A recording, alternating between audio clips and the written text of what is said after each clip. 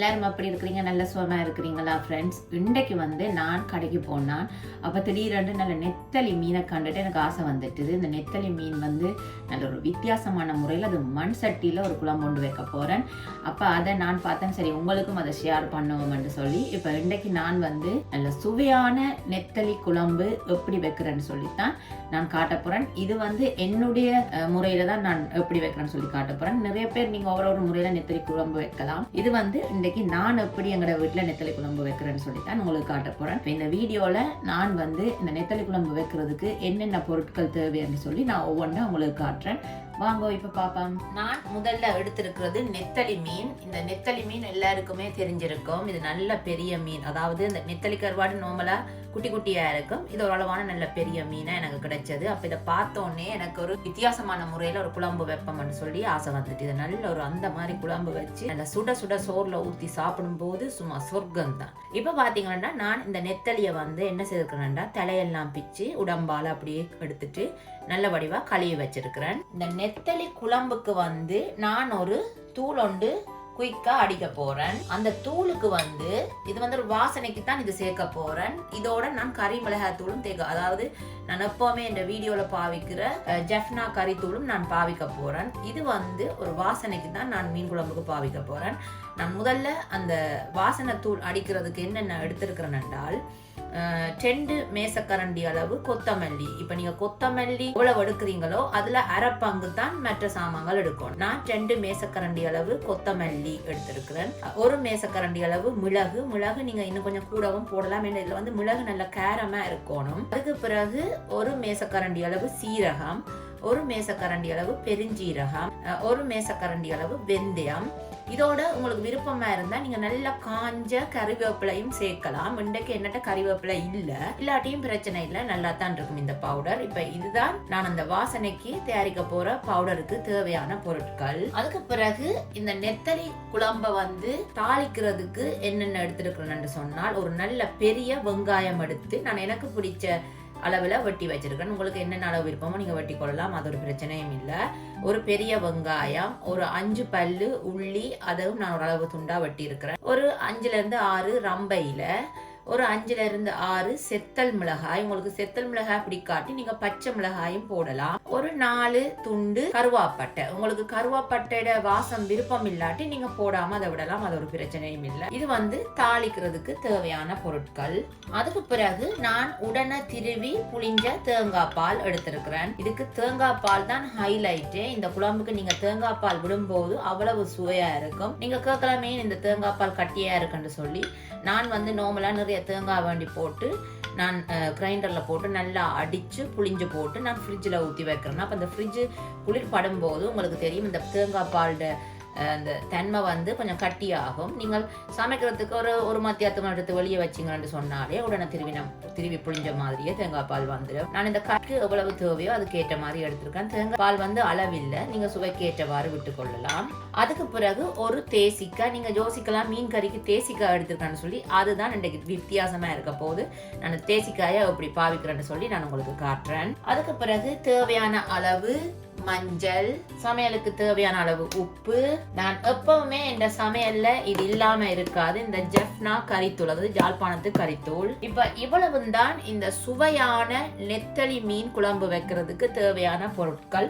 முதல்ல வந்து நான் இந்த வாசனை பவுடருக்கு இதை வந்து நான் லைட்டா ஒரு சட்டியில போட்டு ஒரு மிதமான சூட்டுல இதை வறுத்தெடுக்க போறேன். வறுத்தெடுத்து நல்ல பவுடரா இதை அடிச்செடுக்க போறேன். இப்ப நான் ஒரு அளவான சட்டியை அடுப்புல வச்சு சட்டியை லைட்டா சூடுற விட்டுருக்கேன். இப்ப நான் இந்த எடுத்து வச்சிருக்கிற எல்லாத்தையுமே இதுக்குள்ள போட்டு நான் லைட்டா இதை சூடு காட்ட போறேன். நல்லா முருக வறுக்க தேவையில்லை, லைட்டா ஒரு 10 நிமிஷத்துக்குள்ள நீங்க ஒரு லைட்டா ஒரு சூடு காட்டி எடுத்தா போதும். இது நல்லா அந்த முருகின வாசம் வரக்கூடாது.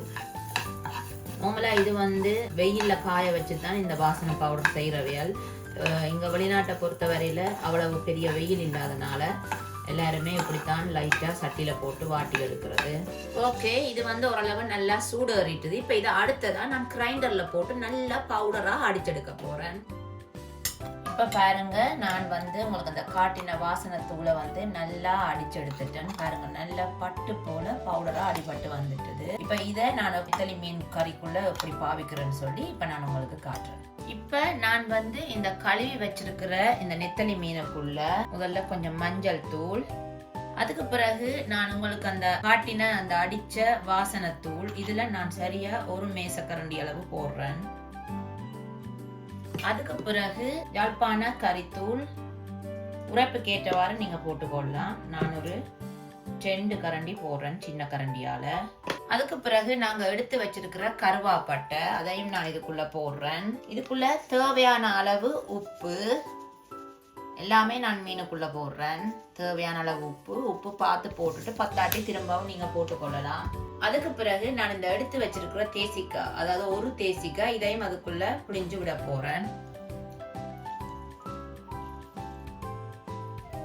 அடுத்ததா இதை நல்லா பிரட்டி வைக்கணும், நல்லா பிரட்டி விடணும். அப்பதான் நாங்கள் போட்ட உப்பு, இந்த தூள், தேசி புளி எல்லாம் இந்த மீன்ல நல்லா ஊறி இருக்கும். இது வந்து ஒரு 15 நிமிஷம் அப்படியே நாங்க ஊற விடணும். இப்ப நான் நல்லா பிரட்டிட்டேன். இது அப்படியே ஒரு 15 நிமிஷம் நல்லா ஊற விட போறேன். இன்னைக்கு வந்து நான் இந்த நெத்தலி குழம்பு செய்யறதுக்கு எடுத்திருக்கிறது மண் சட்டியில குழம்பு வச்சா ஊருக்கே மணக்கும் அப்படின்னு சும்மா சொல்றதுதான். இப்ப நான் அடுப்பை ஒன் பண்ணி இந்த சட்டியை நல்லா சூடேற விட போறேன். இப்ப சட்டி சூடேறிய தொடங்கினதும் பாருங்க கொஞ்சம் லைட்டா அந்த புகையா வருது. இந்த நேரத்துல நான் இன்றைக்கு சமையலுக்கு எடுத்திருக்கிறது வந்து நல்லெண்ணெய். உங்களுக்கு என்ன எண்ணெய் விருப்பம் என்றாலும் நீங்க சமையலுக்கு பாவிக்கலாம். முக்கியமா தேங்காய் எண்ணெயில நீங்க இந்த நெத்தலி குழம்பு வச்சா அவ்வளவு ஒரு சூப்பரா இருக்கும். நான் இன்றைக்கு நல்லெண்ணெயில தான் சமைக்க போறேன். இப்ப எண்ணெய் நல்லா சூடேறிட்டுது. நான் என்ன செய்ய போறேன்னா இந்த வெட்டி வச்சிருக்கிற உள்ளிய போட போறேன். முதல்ல உள்ளி போட்டால் நல்ல ஒரு வாசம் வரும். அந்த உள்ளி பொரிஞ்சு அந்த வாசம் வந்து என்ன நடக்கும்னா அந்த மீன் குழம்புக்கு நல்லா இருக்கும். அப்ப அதனாலதான் நான் முதல்ல உள்ளிய போட்டேன். நான் இப்ப உள்ளி ஓரளவு பொரிய தொடங்கிட்டுது பாருங்க. இப்ப இந்த நேரத்துல நான் வெங்காயத்தை போட போறேன். ரம்பையில தெத்தல் மிளகாய் எல்லாம் நான் போட்டுட்டேன். இதை நாங்க நல்லா தாளிக்க விடணும். அதாவது நல்லா ஓரளவு பொன்னிறமா வதங்கி வரணும். நல்லா பொன்னிறமா வதங்கி வரட்டுக்கும். இப்ப பாருங்க இந்த வெங்காயம் நல்லா பொன்னிறமா வதங்கிட்டுது. இப்ப நான் இந்த நேரத்துல நல்லா இந்த பிரட்டி வச்சிருக்கிற நெத்தலி மீனை இதுக்குள்ள போட போறேன்னு பாருங்க. நெத்தலி மீன் நல்லா ஊறிட்டுது. இப்ப இத இப்படியே இதுக்குள்ள போட போறேன். இப்ப நெத்தலி மீனை சட்டிக்குள்ள போட்டு ஒரு கிளறி விடுவோம். ஏன்னா நாங்க பிறகு தண்ணி எல்லாம் விட்டா பிறகு நாங்க மீனை வந்து கரண்டி போட்டு கிண்டக்கூடாது. ஏன்னா மீனுடைய பாக்கம். இப்ப இந்த எண்ணெயில ஒரு பிரட்டி விட்டா நல்லா இருக்கும். இப்ப திரும்பவும் சொல்றேன், நாங்கள் போட்ட உடனே பிரட்டி விடலாம். ஆனால் மீன் சூடேறி அவிய தொடங்கின உடனே நீங்க கரண்டி வைக்கக்கூடாது. இப்ப அடுத்ததா நாங்கள் இந்த நெத்தலி மீனை பிரட்டின இந்த சட்டி இருக்குதானே, இதுக்குள்ள நாங்க கொஞ்சம் தண்ணி விட்டு சில அவி எடுக்க போறோம். இப்ப பாருங்க இந்த நெத்தலி மீன் பிரட்டின இந்த பாத்திரத்துக்குள்ளேயே நான் தண்ணி விட்டு அதுல இருக்கிற மசாலாக்களை வடிவா கழுவி எடுத்து அப்படியே நான் இந்த மீனுக்குள்ள விட போறேன்.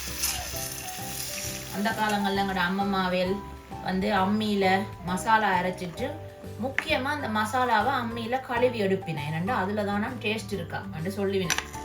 அப்படி என்ன டேஸ்ட் எல்லாம் வருதோரியா இருக்கலாம், உங்களுக்கு தெரியாத சமையல் முறைகள் அந்த காலத்து முறைகள் இருக்கலாம். தண்ணி விட்டு இந்த மசாலா எல்லாம் வடிவா அதுல கழுவி இதுக்குள்ள ஊத்திட்டேன். கழுவி என்ன சிலாவி ஊத்தியாச்சு. இப்ப இந்த நேரத்துல நீங்க வடிவா இதை ஒரு பிரட்டுங்கோ. ஏன்னா மீன் கொதிக்க தொடங்கின பிறகு கரண்டி வைக்காதீங்க, மீனுடைய பாக்கும். மண் சட்டியில மீன் குழம்ப பாக்க எனக்கு அப்பா பசி வருது. இப்ப இருக்க உப்பை பாருங்க, உப்பு காணுமாண்டு. எனக்கு கொஞ்சம் உப்பு பார்த்தாலும் நான் கொஞ்சம் உப்பு போட போறேன். ஏன்னா மீன் குழம்புக்கு நல்ல உப்பு புளிப்பா இருந்தா தான் மீன் குழம்பு நீங்க சோத்துல ஊத்தி சாப்பிட இந்த மாதிரி இருக்கும். இப்ப இத வந்து நான் மூடி ஒரு கொதி வர விட போறேன். நல்லா ஒரு கொதி வரட்டுக்கும். அதுக்கு பிறகு நாங்க இதோட தேங்காய் பாலை சேர்க்கணும். இப்ப பாத்தீங்கன்னா நான் மூடி வச்சு ஒரு 10ல இருந்து 15 நிமிஷம் ஆயிட்டுது. இப்ப நான் வந்து இந்த மீன் குழம்பு எப்படி கொதிச்சிருக்குன்னு சொல்லி நான் உங்களுக்கு காட்டுறேன். பாருங்க, சும்மா நெத்தலி மீனெல்லாம் நல்லா அவிஞ்சிருக்கு. இப்ப இந்த நேரத்துல தான் நான் தேங்காய் பால் விட போறேன். இப்போ நான் இந்த எடுத்து வச்சிருக்கிற தேங்காய் பாலை இதுக்குள்ள விட போடுறேன். பாருங்க, இப்போ தேங்காய் பால் விட்டாச்சு. இதை ஒருக்கா மெதுவாக கொஞ்சம் சட்டி சூடாக தான் இருக்கு, ஆனால் கரண்டி போட்டு கிண்டக்கூடாது. இப்படி ஒருக்கா நல்லா கலந்து விடணும். அப்போ தேங்காய் பால் எல்லா இடமும் நல்லா பறந்து கலப்படும். இப்போ தேங்காய் பால் விட்டபடியாக நான் இப்போ இதை மூடி ஒரு 10லேருந்து 15 நிமிஷம் இதை கொதிக்க விட போகிறேன். அடுப்பை நல்லா குறைச்சி விடணும். அந்த மெல்லமாக தான் இது கொதிக்கணும், அப்போ தான் நல்லா இருக்கும். இப்போ நான் தேங்காய் பால் விட்டு ஒரு 15 நிமிஷம் இந்த நெத்தலி மீன் குழம்பு நல்லா கொதிக்க விட்டுருக்கிறேன். அதாவது அடுப்பை நல்லா நான் மீடியத்தில் விட்டு தான் இதை நான் கொதிக்க விட்டேன். நான் பாருங்க, சும்மா அந்த மாதிரி சுத்த வர நல்ல எண்ணெய் எல்லாம் பிரிஞ்சு வந்திருக்கு, அதாவது எண்ணெய் பேந்து வந்திருக்குது. சூப்பரான நெத்தலி குழம்பு ரெடி ஆயிட்டு நல்லா அந்த குழம்பெல்லாம் ஒரு தேவையான அளவுக்கு நல்லா வத்தி வந்துட்டுது. அவ்வளோதான். இப்போ நான் அடுப்பை நிப்பாட்ட போறேன். வேறு என்ன ஃப்ரெண்ட்ஸ், இன்றைக்கு நான் செய்து காட்டின இந்த நெத்தலி மீன் குழம்பு உங்களுக்கு பிடிச்சிருந்தா என்னுடைய வீடியோ பார்த்துட்டு நீங்களும் வீட்டில் செய்து பார்த்துட்டு எப்படி வந்தேன்னு சொல்லி மறக்காமல் எனக்கு கமெண்ட்டில் சொல்லுங்கள். அதே மாதிரி எனக்கு நிறைய பேர் சப்ஸ்கிரைப் பண்ணியிருக்கிறீங்க, அவங்க எல்லாருக்குமே ரொம்ப ரொம்ப நன்றி. இதே போல் தொடர்ந்து இந்த வீடியோ பார்த்து பிடிச்சிருந்தா சப்ஸ்கிரைப் பண்ணுங்க. அதே போல் உங்களோட நண்பர்களுக்கும் ஷேர் பண்ணுங்க. முக்கியமாக மறக்காமல் லைக் பண்ணுங்க. வேறு என்ன ஃப்ரெண்ட்ஸ், நீங்களும் வீட்டில் இந்த மாதிரி நெத்தலி மீன் கிடைச்சிச்சுன்னு சொன்னால் நான் சொன்ன மெத்தட்லேயே இந்த குழம்பை வச்சு பாருங்க, நல்ல சூப்பரா இருக்கும். வேற என்ன ஃப்ரெண்ட்ஸ், நான் இப்ப இந்த சுட சுட செய்த இந்த நெத்தலி மீன் குழம்ப நல்ல சுட சுட சோறுல போட்டு சாப்பிட போறேன். எனக்கு ரொம்ப பசிக்குது. ஏன்னா இந்த சமைக்கும் போது அந்த மண் சட்டியில அந்த நல்லெண்ணெய் உள்ளி இந்த வாசம் எல்லாம் சும்மா அப்படியே உள்ளுக்குள்ள போய் எனக்கு பசி அப்படியே வெளியே கொண்டு வந்துட்டு நான் போய் சும்மா ஆசைதீர சாப்பிட போறேன். நீங்களும் சந்தோஷமா இருங்க, வடிவா சமைச்சு சாப்பிடுங்க. நான் இன்னும் ஒரு வித்தியாசமான வீடியோட நான் உங்களை சந்திக்கிறேன். அது வரைக்கும் பை.